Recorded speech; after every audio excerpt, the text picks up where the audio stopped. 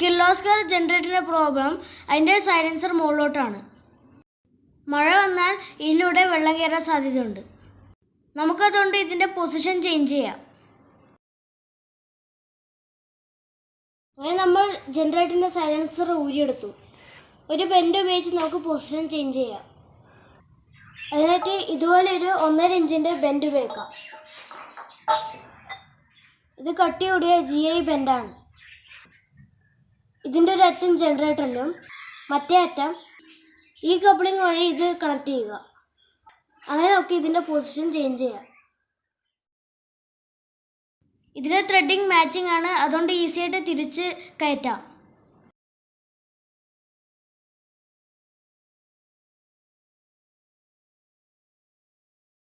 അങ്ങനെ സംഭവം സക്സസ് ആയി.